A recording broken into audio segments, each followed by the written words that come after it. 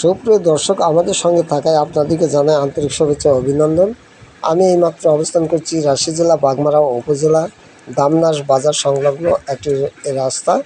এই রাস্তাটি একটি পাড়ার মধ্যে আছে। রাস্তাটি মাটিয়াল রাস্তা। একটু বৃষ্টি বা পানি হলে রাস্তাটিতে দিয়ে চলাচল করা যায় না, দুর্ভোগ পোহাইতে হয় এই গ্রামের প্রতিবেশীরা। এখানে আব্দুল লতিফ তিনি তার নিজ অর্থায়নে এই রাস্তাটিতে ইট সোলিং শুরু করেছেন, কিন্তু রাজু আহমেদের জমির উপর একটু বেশি বাড়তি যাওয়ার কারণে ইট সোলিং বন্ধ রেখেছেন এবং অভিযোগ করেছেন 1 নম্বর গোবিন্দপাড়া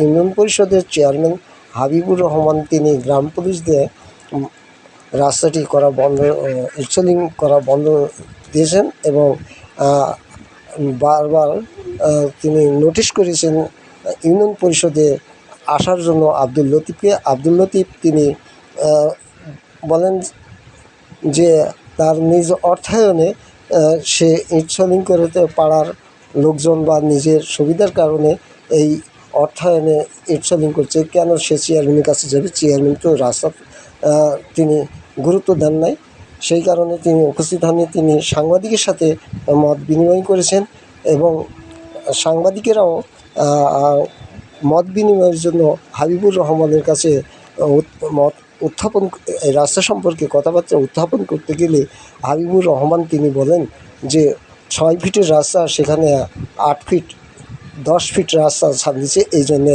বাধা প্রয়োগ করা হয়েছে।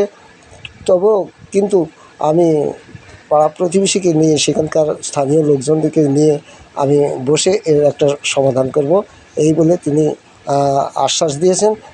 সেই আশাবাদ রেখে আমি বিদায় নিচ্ছি। খোদা হাফেজ। চ্যানেল বাগমারা, আমি রমজান আলী।